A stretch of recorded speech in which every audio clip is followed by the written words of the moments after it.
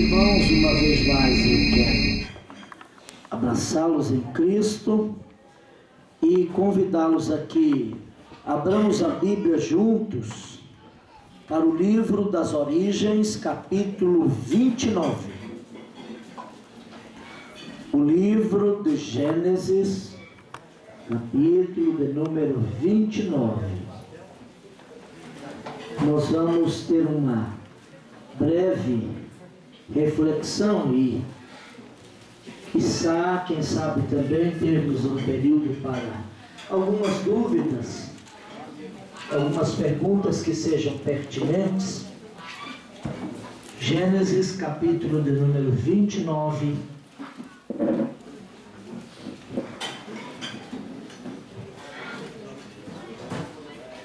Eu quero ler os versículos de número 28 até o versículo de número 30.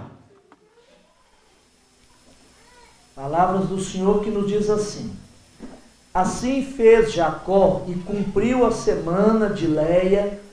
Depois Labão lhe deu por mulher sua filha Raquel. E Labão deu sua serva Bila por serva Raquel, sua filha. Então Jacó esteve também com Raquel e amou a Raquel muito mais do que a Léia. E serviu com Labão ainda outros 7 anos. Amém. Toma o seu lugar. Meus irmãos, eu quero nesse momento, até pelo fato de que os irmãos já estão aqui desde pela manhã, tentar dar uma nova dinâmica aqui a esse momento aqui. Eu sei que vocês separaram este dia, um dia especial, como Davi falou, o dia que o Senhor Deus fez. Portanto, alegremos-nos e regozijemos-nos nele, para juntos estarem aqui pensando sobre a família, especialmente a vida conjugal. E eu iniciei pela manhã, em alguns momentos, afirmando aos senhores, aos amados, que a Bíblia não é um livro de receitas prontas. Não. A Bíblia é um livro de princípios que a gente precisa assimilar, compreender e inteligentemente aplicá-los nas diferentes situações da vida. E isto é tanto uma técnica, também como uma arte.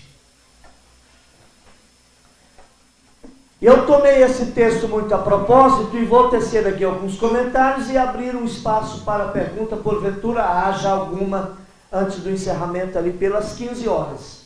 Porque os irmãos têm um prazo para entregar aqui até no máximo às 16 horas de hoje. Eu tomei muito a propósito esse texto aqui, porque na Bíblia, talvez a família de Jacó é a que mais retrata a nossa família. Porque a gente imagina assim que as famílias da Bíblia eram modelos de perfeição, e não eram.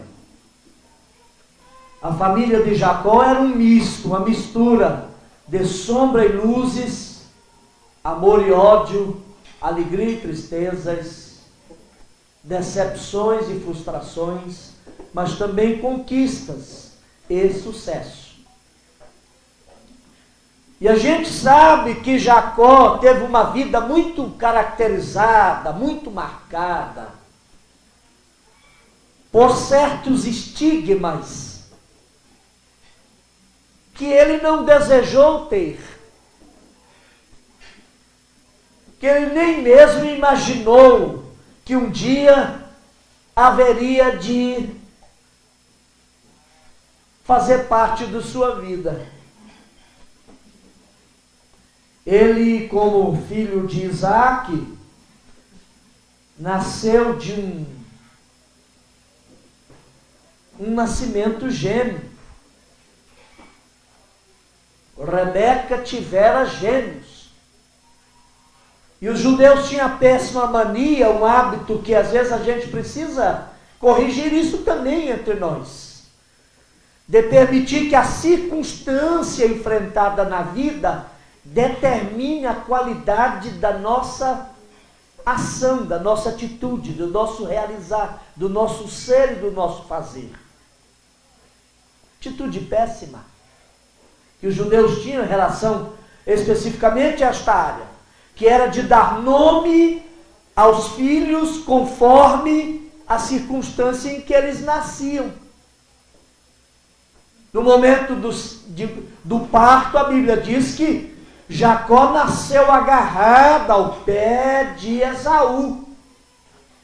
Daí, os circunstantes ali resolveram chamá-lo de Jacó, que num dialeto rabiro da antiga Canaã, significa aquele que suplanta, aquele que subjuga, aquele que engana. Infelizmente, Jacó se tornou um enganador. Cresceu ali na casa do pai, mais no sul da Palestina, Negueb, região de Siquém, Carvalhais de Manre. Chegou à idade adulta, já homem feito, ajudado numa tramóia malévola, montada por sua mãe e ajudado por ela, ele engana o seu velho pai.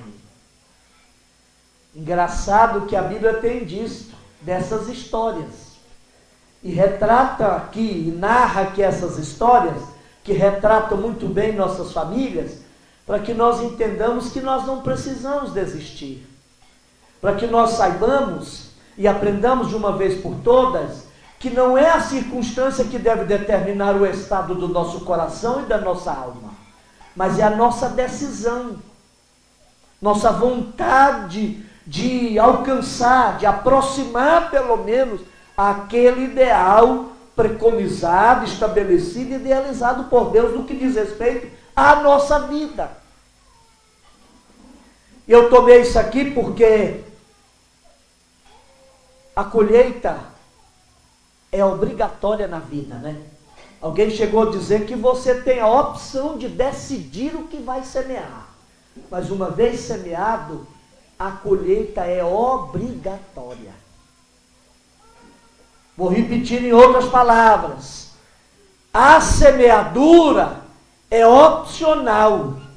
A colheita é obrigatória. E o mais grave, talvez, a lição maior que a vida de Jacó nos ensina, é que em família, até por causa da natureza desta relação, nós podemos adquirir, absorver, e pelo aprendizado, agregar à vida cargas malditas, que se não resolvidas, se não aprendemos nos desvencilharmos delas, elas sobrecarregarão a existência e amargurarão a alma. Jacó, naquele lar, com esse nome negativo, cresceu ao longo da sua vida, ouvindo as pessoas chamando-o de Jacó, até o dia que ele resolveu assumir um personagem, vestiu a roupa de Isaac para enganar o pai. Aquele não era o Jacó, era um personagem. O velho Isaac até percebeu que alguma coisa estava errada, e porque a voz era de Jacó, mas a roupa, o cheiro da roupa era de Esaú. Ele até chamou e disse: vem aqui perto, chega aqui. Apalpou, mas Rebeca tinha pensado nos mínimos detalhes para que o engano, o engodo lograsse êxito. Isaac apalpou e disse, na verdade, pelo tato eu percebo que você está muito próximo de Esaú, mas a sua fala é de Jacó. E o mais grave é que Jacó confirmou aquilo. Isaac percebeu, mas como pode ser isso? Você voltou tão rápido da caça. E ele blasfema e inclui Deus naquela tramóia, naquela mentira. É porque o Senhor, meu Deus, me ajudou. Nada. Ele não tinha caçado coisíssima nenhuma. O cabrito e o bezerro e o bode foi tirado dali mesmo, do curral ali e tal. E aqui começa essa história. Pouco tempo depois, Jacó se vê aturdido, Jacó se vê pressionado pelo ódio do irmão e é obrigado a ir embora de casa. E indo embora, ele vai exatamente para Padã Arã, lá onde seu pai Isaac tinha buscado uma esposa.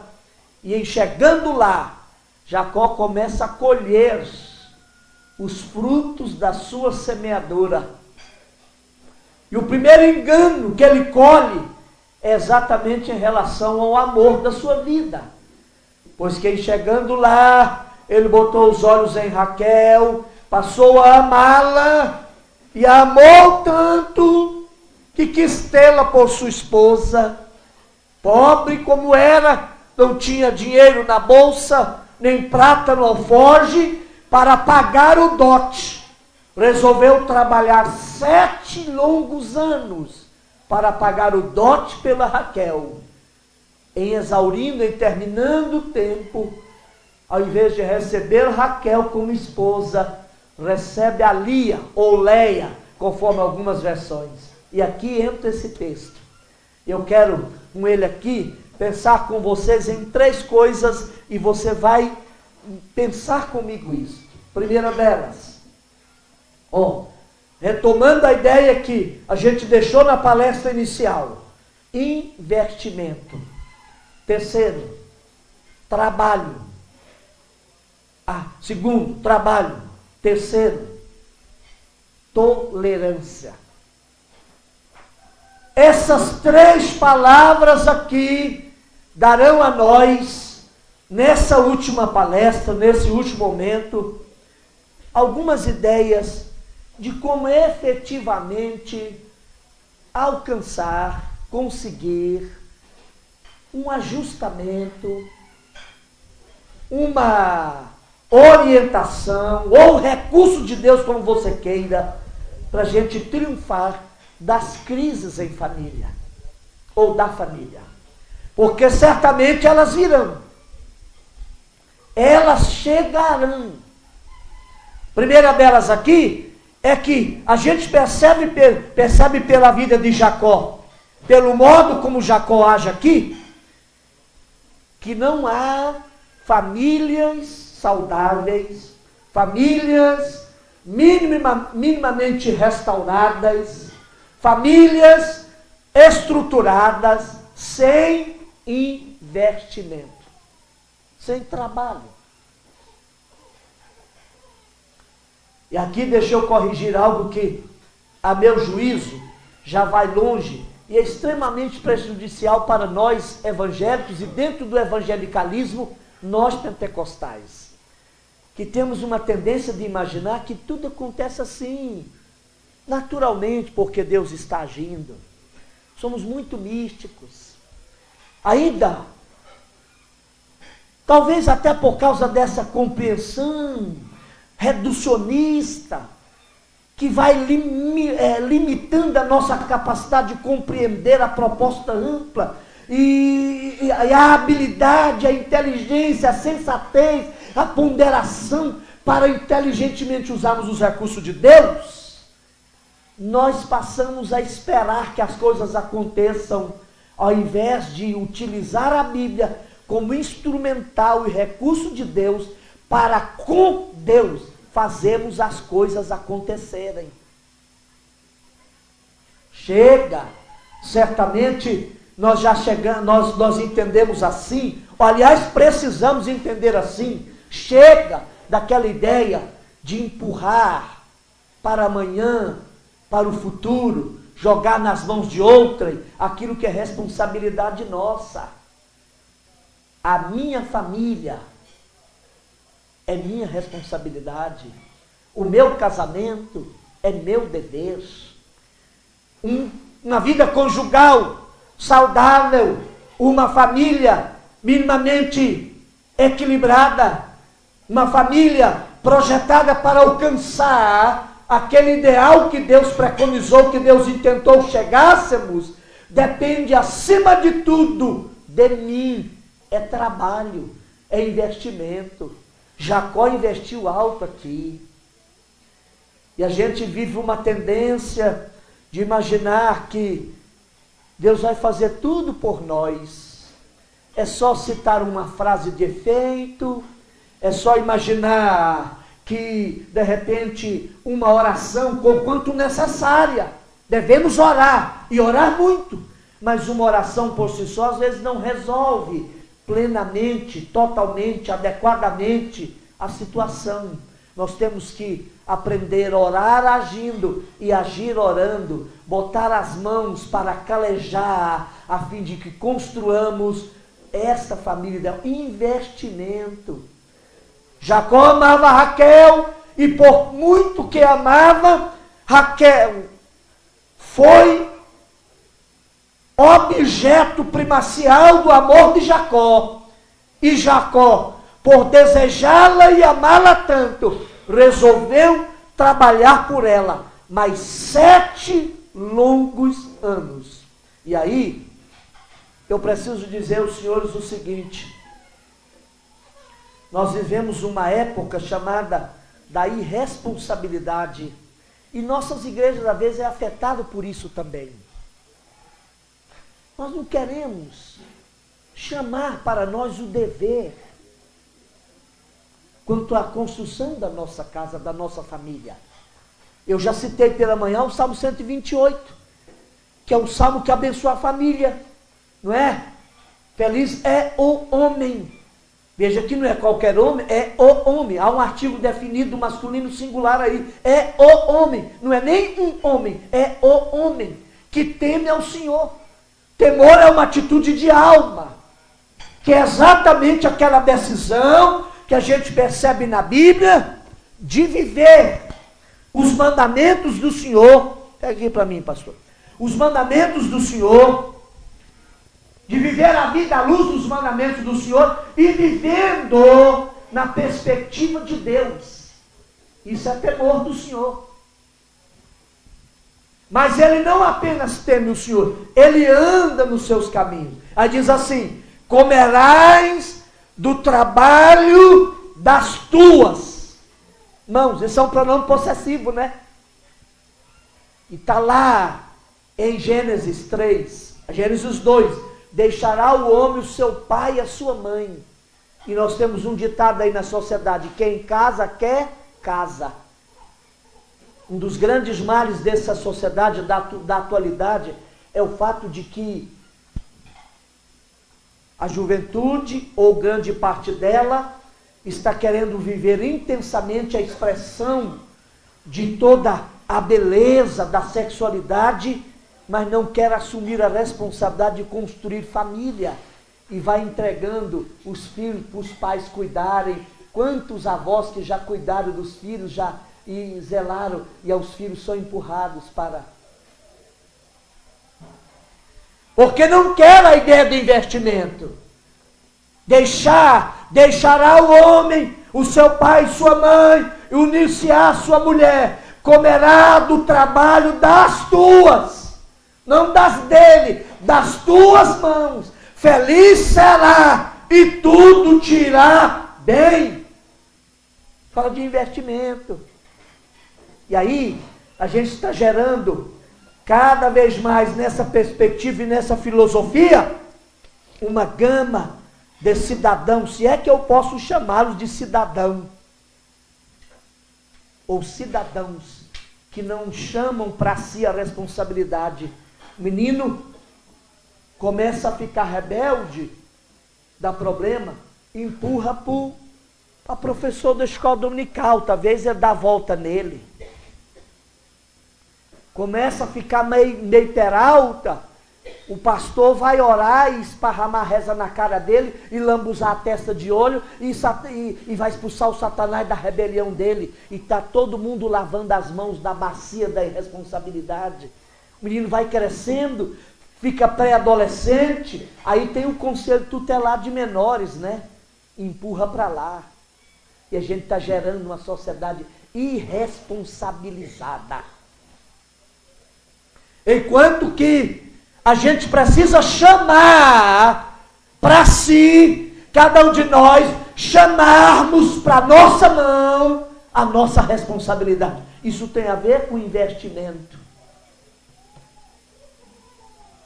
Em se tratando de família, a Bíblia é a revelação de Deus que se desenrola em torno da história de algumas famílias. E famílias que estão aqui no misto, como eu já falei, de sombra e luzes, alegrias e tristezas, amores e ódios, fracassos e sucessos. E aqui na Bíblia, segundo o livro dos Reis, capítulo de número 4, conta-nos a história de uma mulher apavorada, viúva, que ficara, chegou na casa de Eliseu, bateu lá. Ô pastor Eliseu, você sabe, meu marido morreu e deixou uma dívida enorme. Os credores estão lá em casa para levar os meus 2 filhos e venderem para pagarem a dívida. O que eu vou fazer? O homem de Deus falou para ela: mulher, o que eu te fazer por você? Eliseu perguntou para ela: o que você tem em casa? Ela falou: tua serva não tem nada em casa, senão uma botija de azeite. Sabe o que o Espírito de Deus, através de Eliseu, falou para ela? Volta para a tua casa. Pronome possessivo da segunda pessoa do singular. A casa é tua, assuma ela como tua. Volta para a tua casa. Como que isso é um problema de família? Não deixa os outros se imiscuir muito e não empurre para os outros aquilo que é sua responsabilidade. Volta para a tua casa. Chega lá, peça às suas vizinhas vasilhas vazias. Ele avisou, não poucas. Fecha a porta sobre ti e teus filhos. Como que dizendo, assume esse problema, é só seu. E como que ao fechar a porta, não fica lá pelas esquinas e conversando potoca e fofocando nas esquinas lá, reclamando do seu problema, não. Ele é seu, fecha a porta e assume ele como seu. Vive o seu problema lá e busca a solução lá dentro. Pega do teu azeite. Outro pronome possessivo da segunda pessoa do singular. Não vai pegar do azeite dos outros, pega do teu azeite e vai botando naquelas vasilhas. Usa fé, mas o problema é só teu. Assuma como teu e trabalhe por ele e Deus vai te dar a vitória. E deu, né? Que a mulher obedeceu, o homem de Deus voltou para casa, pegou vasilhas vazias e foi enchendo, e até a certa altura ela chamou o menino: menino, traz mais uma vasilha. O menino falou: mãe, acabaram-se as vasilhas. E a Bíblia diz assim, em segundo livro dos Reis, capítulo 4, versículo 5, se estou enganado, e o azeite parou. Curioso, né? Não diz que o azeite acabou, o azeite parou, porque não tinha mais vasilha vazia para encher de azeite. Sabe qual é a solução? Aprenda, irmão, que família é questão de investimento. É certo que haverá momentos que nós podemos, e não apenas podemos, devemos buscar ajuda de alguém, com oração, aconselhamento, terapia. Isso é tudo muito bom, mas a solução nunca chegará. Você nunca resolverá seu problema familiar se você não chamá-lo às mãos e assumi-lo como seu. Deixa de empurrar para os outros o problema que é seu. Amém? Bendito seja o nome do Senhor. Qual é a segunda palavra que eu falei? Eu tenho até 3 horas. Eu quero deixar uns 10 minutos para a pergunta. 3 e 10. Trabalhar. Investir, trabalhar. É uma coisa próxima da outra. Investimento só acontece quando a gente acredita. Se você não acredita mais na instituição da família, do seu casamento, é a mesma proporção que você vai se afastar e deixar de investir no sentido de construí-lo, de resgatá-lo. Porque só investe quem acredita. Sabia disso? Jesus chega a contar a parábola de um homem que estava trabalhando, ele era um jornaleiro. Jornaleiro na Bíblia é quem trabalhava uma jornada de trabalho, de receber ao final da tarde. E ele carpindo certamente um terreno, diz a Bíblia que ele encontrou um tesouro, uma pérola de grande valor. O que ele fez? Foi e vendeu tudo quanto tinha. O que é isso? Ele só vendeu tudo e investiu alto porque acreditava no tesouro. Eu tenho aqui uma frase aqui nessas minhas palestras, que nenhum sucesso profissional compensa o fracasso da família. Que a família precisa ser o nosso porto seguro. Nós saímos para a rua, para a luta, para a batalha. Mas se eu tiver uma família estruturada, um casamento arraigado e solidificado na inamovível rocha da verdade, eu chego ao quebrado, aos pedaços, aos cacos, no final do dia na minha casa. Lá naquele ambiente, eu encontro o recurso necessário, refaço as minhas energias e saio no dia seguinte como um gigante para enfrentar mais um leão e derrotar mais um gigante. E porque o lar precisa ser o porto seguro da alma. Precisa valer a pena. Mas só que após o investimento, tem trabalho. Jacó investiu 7 anos. Como? Trabalhando. E deixa eu dizer para você, irmão, Deus não prometeu facilidades. Sai dessa voga, dessa via, dessa trajetória, dessa tangente de cristianismo, do Jesus moda faça fácil. Do Jesus assim meio sabão homo que resolve tudo. Ele pode tudo, mas nem sempre faz tudo. A Bíblia, eu vou repetir, é um livro de orientação, manual da jornada da vida. Mas não adianta eu decorar uma frase aqui e proferi-la assim, assado, cozido e temperado, que a coisa vai funcionar. Aí a Bíblia vira um livro de mantra, e a Bíblia não é um livro de mantra. É um livro, eu vou repetir, de princípios, precisam ser compreendidos, assimilados, guardados, e na força do Senhor, no poder do Espírito Santo, ser praticados inteligentemente na vida. Porque senão não funciona. Isso implica, trabalho. Família não é coisa para fracos. Casamento não é coisa para gente que tem coração fraco. É uma jornada para quem tem decisão firme na vida e consegue perseguir um alvo e um objetivo. E os fracos desistem facilmente. Eu tenho anotado aqui em algum lugar dessas palestras, que o que mantém efetivamente um casamento, depois de certa altura, além do amor que é a base, é o compromisso. É a decisão que eu tenho. E hoje a gente pensa assim que tudo é uma questão de lazer, de alegria. A gente não quer entender que a vida nos reserva momentos difíceis. E alguém disse que os primeiros 100 anos são os mais complicados. Quem venceu os primeiros 100 anos já está resolvido.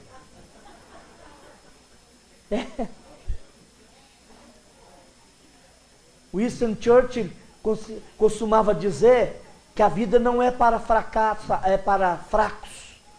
Porque a vida é feita de obstáculos. E ele chegou a dizer que o sucesso para ele não era necessariamente vencer sempre. O sucesso era a capacidade e a decisão de mover-se de um fracasso para outro sem nunca desistir. Quantos de nós desistimos facilmente, né? Eu fico olhando que a gente quer uma família ideal, um casamento perfeito, mas a gente não trabalha para isso. Eu ministrei recentemente, algum tempo atrás, num encontro de famílias no Triângulo Mineiro, e o tema deles era sobre Noé. Noé, o exemplo de um pai que leva todos consigo. Noé pregou 120 longos anos. Não levou ninguém consigo, a não ser seus 7 membros da família. Sua esposa, seus 3 filhos, suas 3 noras. Mas o texto de aos Hebreus capítulo 11, versículo 7 vai dizer assim, que Noé,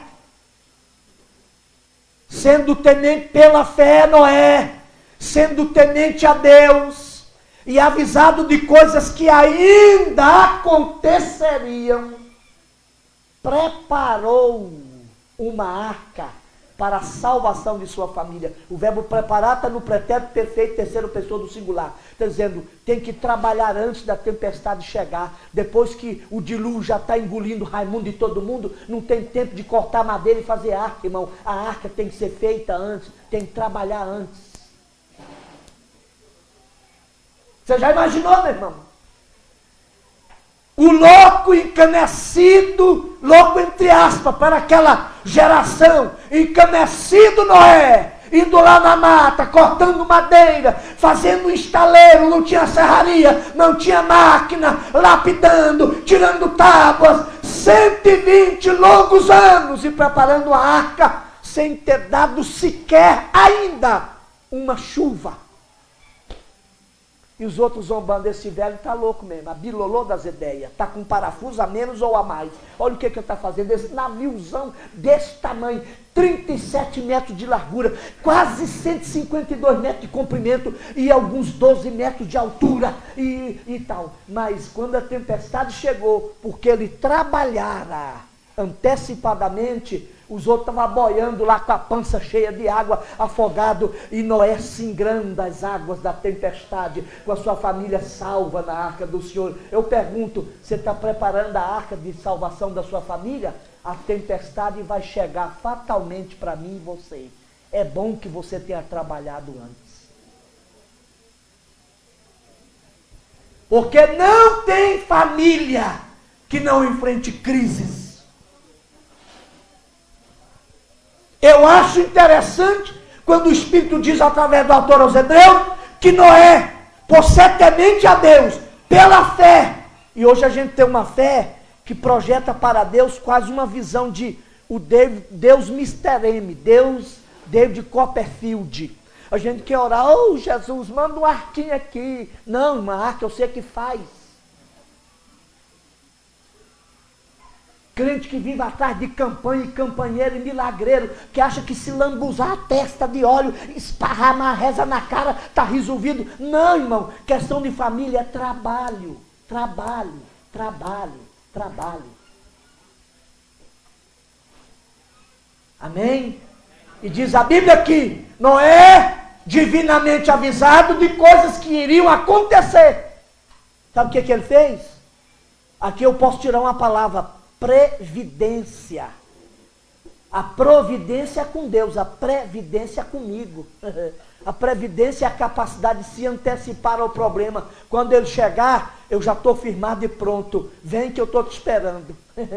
E a gente já confia só na providência, mas não aprende a previdência. Eu vou encerrar com a terceira palavra, o que eu falei? Investimento, trabalho, tolerância. E Jacó aprendeu a tolerar muito disso aqui. Sabe por quê? Até pelo fato de que ele tinha errado gravemente com seus pais. Deixa eu dizer para você, eu não creio na maldição hereditária, isso é uma conversa fiada para boi dormir. Mas deixa eu dizer para você, eu disse pela manhã que amor é aprendido. mas o ódio também pode ser aprendido. A ambiência pode determinar o estado de beligerância, e o estado de beligerância e conflito numa casa, numa família, pode determinar a dimensão do ódio, da indiferença, da intolerância que se instala porventura lá. E isso é aprendido. Quando a Bíblia diz assim que eu, Deus falando, visitarei a iniquidade dos pais nos filhos até a terceira e quarta geração. O que Deus está dizendo? A Bíblia não diz que Deus vai cobrar pecados do papai em mim. E não vai cobrar pecados meus e no meu filho. Mas o pecado é algo também que afeta a história de toda a raça humana. Por que o mundo vai mal? Porque nós cristãos, eu vou dizer mais enfaticamente, nós cristãos evangélicos, imaginamos que o pecado, enquanto condição e ato, só afeta a mim que peco. Não. Todo pecado tem consequências cósmicas. O que Deus está dizendo é o seguinte: à medida que vós avançardes incontrolavelmente na ação de pecar, a história ao longo do futuro será afetada pelas consequências dos vossos atos. Porque um ato de pecado que o Enoque comete tem consequências históricas, não é só para o Enoque, não. Por que o mundo vai de mal a pior? A sociedade tem alcançado níveis tecnológicos e científicos como nunca antes. A gente fica olhando que esse mundo poderia ser de fato um paraíso. Mas o mundo vai mal, porque o homem é mau. Esse mundo está enfermado.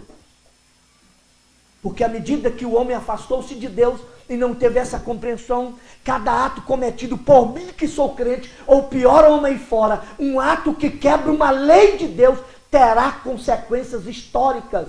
Eu nunca entrei num bar, mas eu já fui assaltado com arma na cabeça 2 vezes. É nesse sentido que Deus está dizendo que Ele visita a iniquidade dos pais nos filhos até a terceira e quarta geração. Eu não sou de lá, mas eu estou no mesmo barco. Meu barco singra e navega nas mesmas águas revoltas deste universo. E Deus não prometeu facilidade e nem criar uma redoma, uma blindagem em torno do Enoque, para não ser afetado pelas consequências do pecado. Não, meu barco está navegando os mesmos mares. Sabe onde a gente vai chegar? Ao que Jacó colheu. Jacó teve uma família arrebentada. Mas aqui, a grande lição de Deus na palavra tolerância é aprender a tolerar, até para não cometer o erro de Noé. Noé teve 3 grandes fases na sua vida. Ele conseguiu unir a família em torno da construção da arca. Uniu a família em termo, no sentido de mantê-la segura dentro da arca, mas pecou terrivelmente no pós-arca, porque no pós-arca não tinha mais serviço, era a hora do vinho, e é na hora do vinho que nós estamos mais vulneráveis à ação do mal, na hora da festa. Ele bebeu, seu filho Cam, ou Cão, conforme algumas bíblias, abusou sexualmente dele. É verdade, pastor? É. Lá no Gênesis capítulo 9 está um eufemismo para relação sexual, para abuso sexual. Não é simplesmente porque Cão viu o pai nu. Não, senhores. Porque nu aquela gente quase vivia. Eles praticavam, por exemplo, a circuncisão e muitos atos. A expressão e Cão zombou da nudez do pai é um eufemismo para abuso sexual. Por isso que lá no Deuteronômio na frente você vai ler a frase assim: olha, não descobrirás a nudez da sua sogra, porque ela é seu pai. Não descobrirás a nudez da sua sobrinha. Não descobrirás a nudez da sua cunhada. Isso é um eufemismo para a relação sexual. O Senhor estava dizendo assim: não manterás relação sexual com a sua sogra, com a sua cunhada, com a sua sobrinha. É a mesma frase que está lá no Gênesis capítulo 9. Mas mesmo com a tragédia dessa, Jacó Noé não precisava ser tão intolerante, amaldiçoar Cã como ele amaldiçoou. Jacó aprendeu uma lição: eu vou tolerar.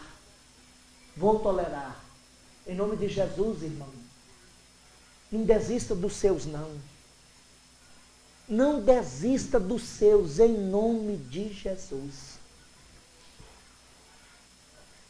Ele começou a colher diferenças em casa.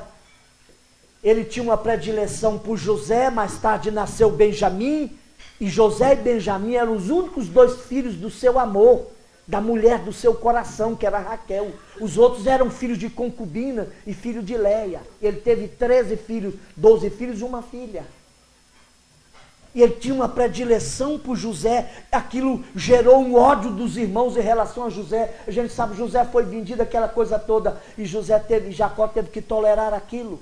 Tolerar a dor de ficar olhando uma capa suja de sangue e acreditando numa mentira por longos 20 anos, porque ele tinha usado a roupa que não era dele para enganar o velho pai, e a colheita fê-lo ficar olhando uma capa suja de sangue e 20 anos acreditando numa mentira, pensando que José estava morto.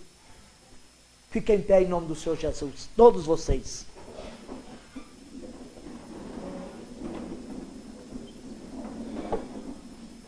Sabe o que Deus está dizendo? Aprende a tolerar.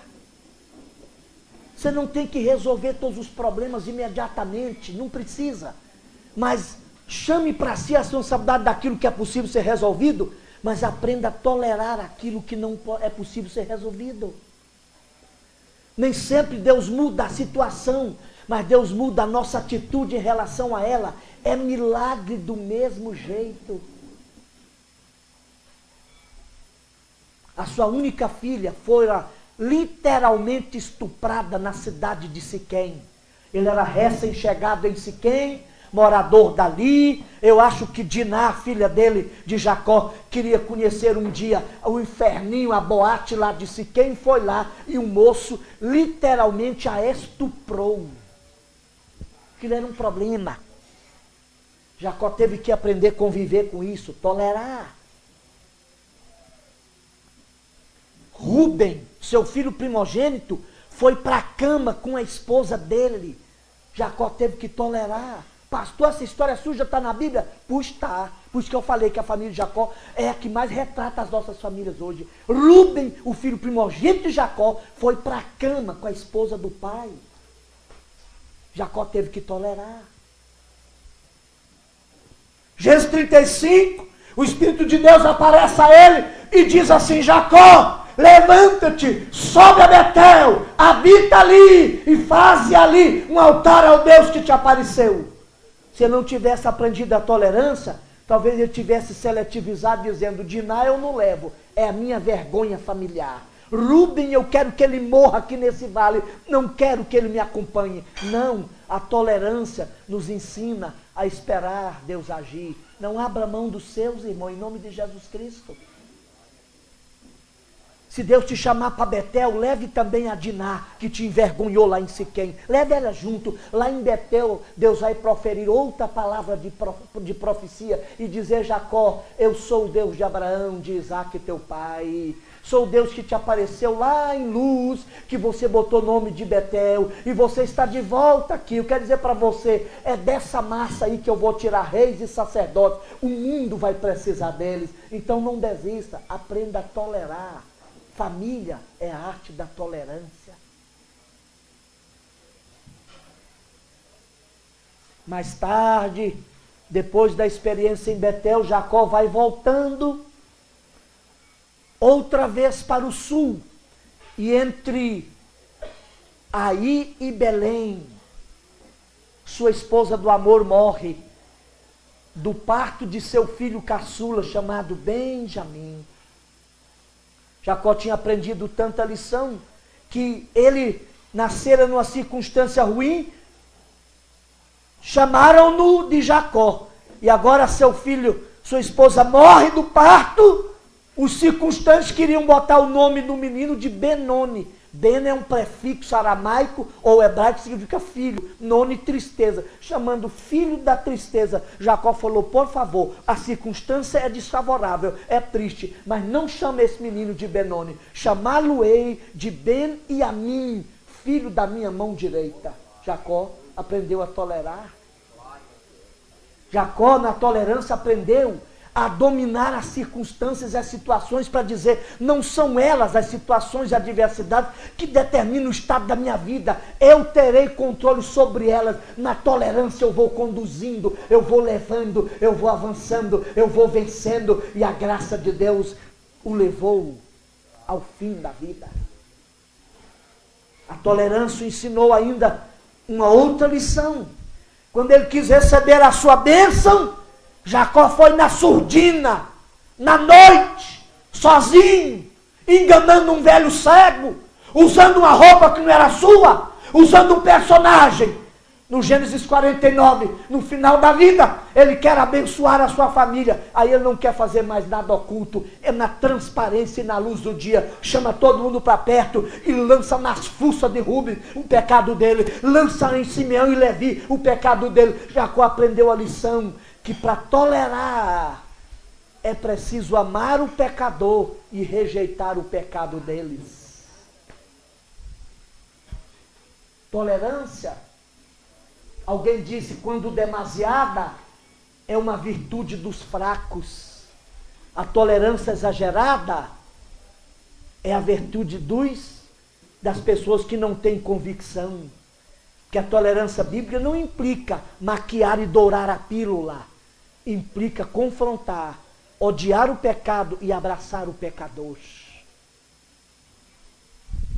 Pai, eu quero pedir a Ti uma vez mais neste dia aqui, neste local, que o Teu Espírito nos ajude a entender isso. Nós todos aqui reunidos enquanto famílias, especialmente enquanto casais e como casais, desejamos que o Senhor nos ajude para que, como agentes, construtores e educadores que somos, porque temos alguém, quiçá alguns, as nossas mãos, e somos responsáveis por formar neles um caráter que os torne cidadãos dignos amanhã. Como única alternativa de vermos essa nação sendo transformada, ainda que lenta, mas progressivamente. Guarda-nos de trilharmos o caminho das facilidades. Guarda-nos de sermos atingidos pela síndrome de Pilatos e queremos sempre lavar as mãos na bacia da irresponsabilidade. Ajuda-nos, Pai, na graça do Senhor, assumimos a responsabilidade que é nossa e acreditarmos que a nossa família vale tanto que nenhum sucesso profissional compensará o fracasso da nossa família. Ajuda-nos a chamar para perto os nossos, amar nossos filhos, mesmo aqueles que sejam mais rebeldes, mais irritadiços, mesmo aqueles que nos dão maiores preocupações, nós queremos tê-los juntos. Ajuda-nos a investir nisto, Pai. Pai, dá-nos a compreensão de que nenhuma família será saudável e atingirá o ideal sem trabalho árduo e incansável. E dê-nos a arte, ajuda-nos a aprender a arte da tolerância. Nem todos à nossa volta falarão a nossa língua, nem todas à nossa volta, Senhor, serão a expressão ipsilíteres do nosso comportamento e da nossa personalidade, mas ajuda-nos a conviver com as diferenças, a aceitar os diferentes, Pai.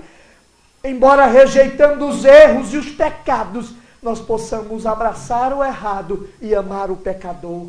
Fica conosco nesta voga, a fim de que nós aprendamos e saiamos, Senhor, da vida com a cabeça erguida, entendendo que nós somos maiores do que as adversidades, maiores do que as circunstâncias, e em nome de Jesus, nós faremos da nossa família uma família de Deus. Fica conosco, eu te peço, em nome de Jesus. Amém.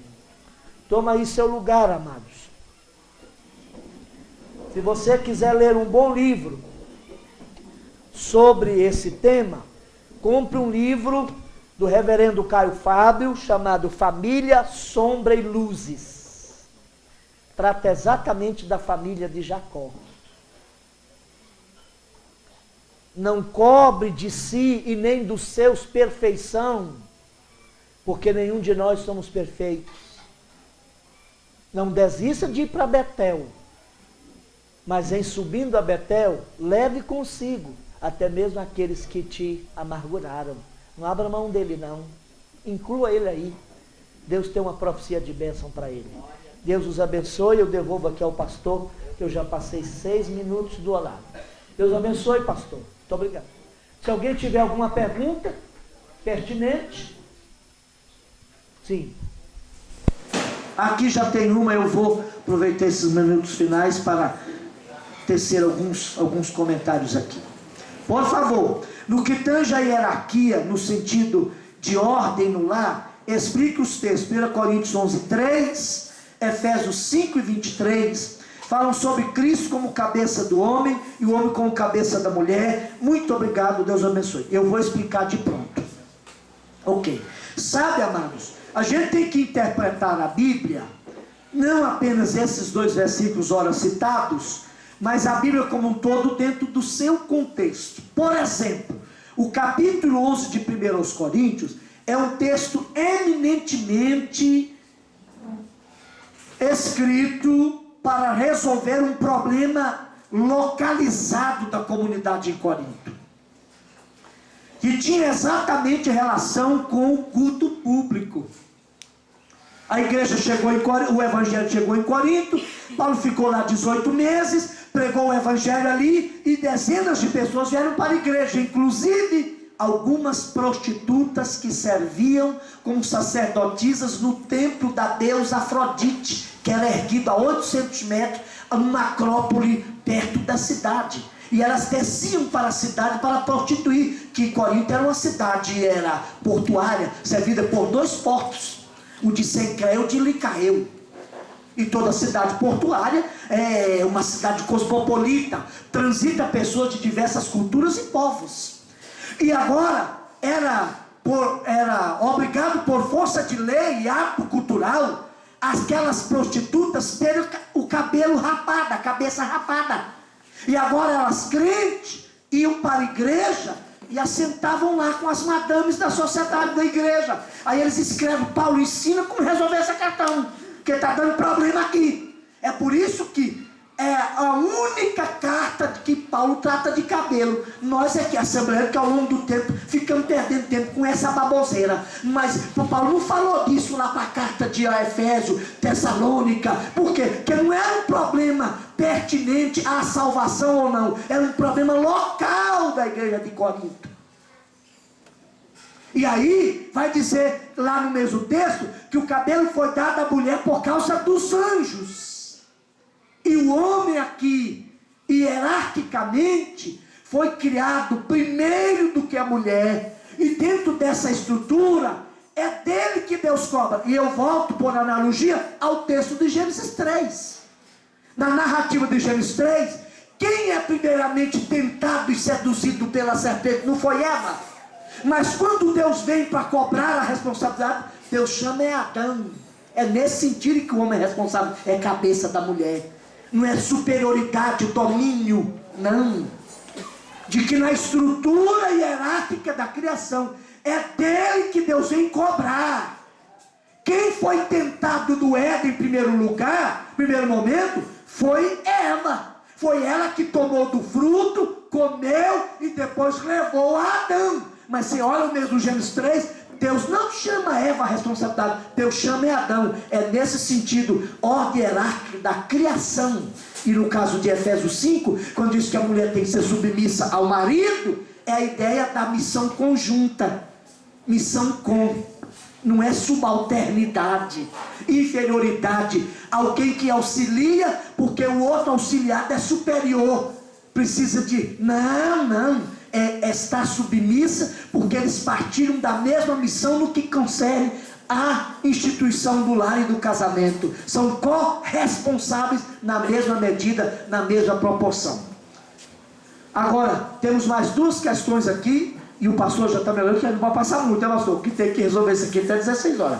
O homem é capitão, depois enquadra a gente na forma da lei, e aí o negócio fica preto. A gente vai ver o sol nascer quadrado amanhã. Olha aqui, quando empurra um problema para o diabo, pior ainda, que empurrar para Deus, pelo menos Deus pode solucionar. O diabo ele vai agigantar o problema.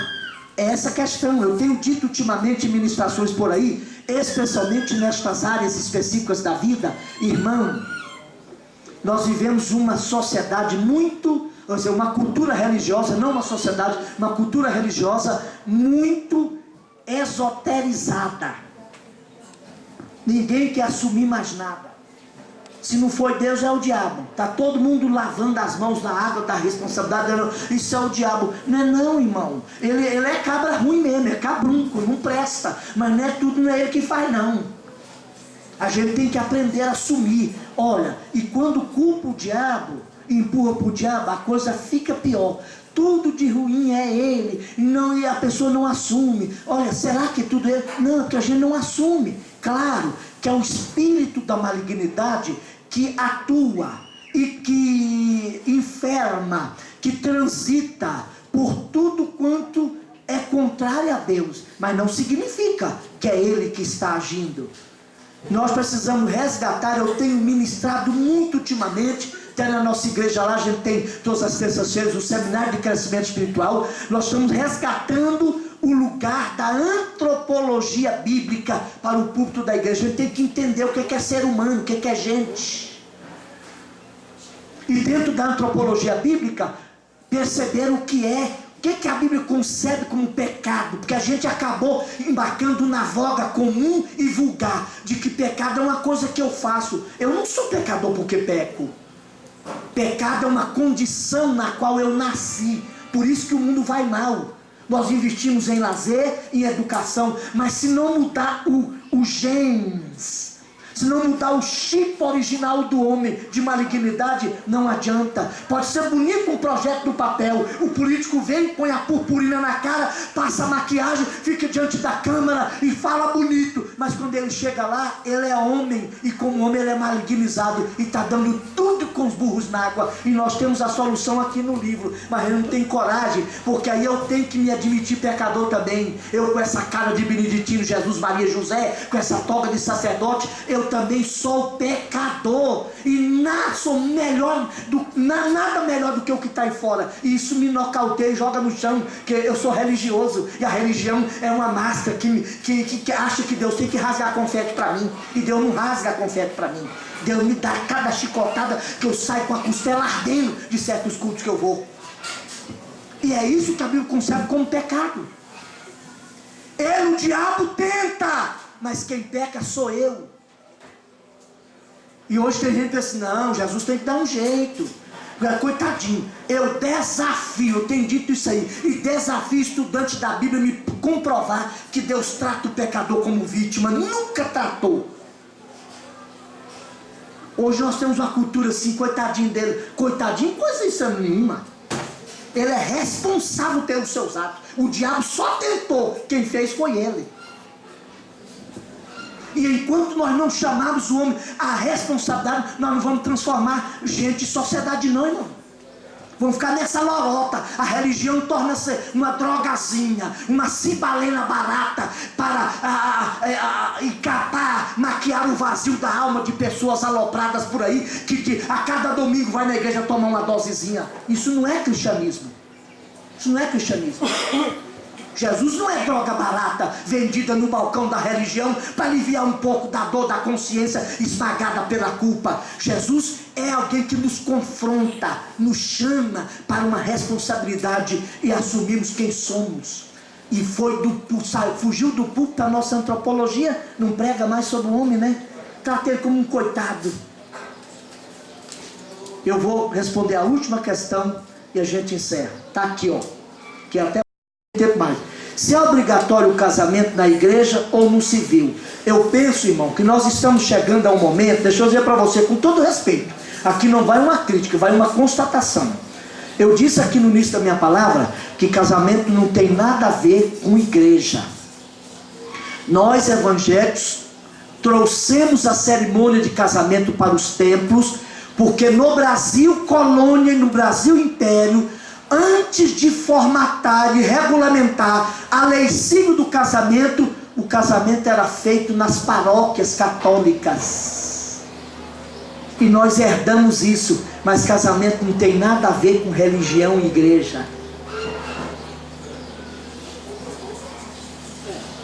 Aí veio a proclamação da República, Marechal Deodoro da Fonseca, 15 de novembro de 1889, em 1892 a primeira Constituição Republicana. Só lá para 1930 e qualquer coisa foi regulamentado civilmente para amparar os rebentos, os filhos de casamento, para termos de herança a regulamentação civil do casamento. Mas casamento não é coisa de fundo de paróquia, nem de católica, nem de crente. E haverá um tempo que nós vamos ter que acabar. É claro que a família pode reunir, vai lá no clube, chama um pastor para abençoar, faz uma festa social. Casamento é uma festa cultural e social, e a gente pode abençoar, porque a gente é evangélico. Mas meu casamento não é mais casamento só porque o pastor benzeu a minha cara no dia 21 de junho de 1986. Não é mais casamento isso. Se não for casamento aqui na alma, não é aquele palavrório, aquela benzição aqui que vai garantir meu casamento. Não vai garantir. Até porque nós estamos em voga, até a Marta Suplicy resgatou o troço lá. Daqui a pouco, aquilo que era só união estável entre pessoas homoafetivas, o tal comportamento homoafetivo, agora o Supremo Tribunal já votou e foi mandado para o Congresso e o Senado, vai virar casamento civil. E aí, se a gente continuar fazendo casamento civil na igreja, religioso da igreja, e se o casal de homoafetivos chegar na porta da igreja e pedir que não fazer, por força de lei, eu sou obrigado a fazer, porque é uma questão de lei aí. Agora, se eu já evitar isso desde agora, ele não tem como cobrar nada de mim. Certo?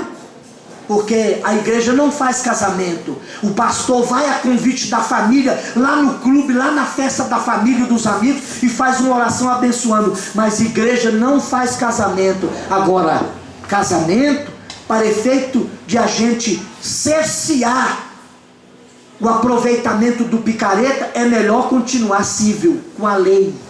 Que se eu tivesse uma varinha de condão e batesse assim na cabeça, não, este aqui, o Amefistófelozinho, ele está casado mesmo com a irmã Sinflorosa, tá tudo ok.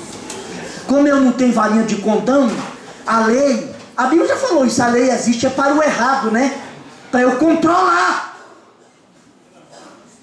Se o cara de fato ama, ele não terá dificuldade de ir lá no cartório pedir regulamentação. Agora, é preciso entender, na mesma proporção, que não é o cartório que faz o casamento regulamenta e publica para a nação inteira, por uma licital devidamente instituída, que Enoque é casado com Vândima, e é casado de espírito e alma, e pronto, acabou. E é esse casamento aqui que faz aquele lá não faz esse aqui. Deus abençoe, muito obrigado.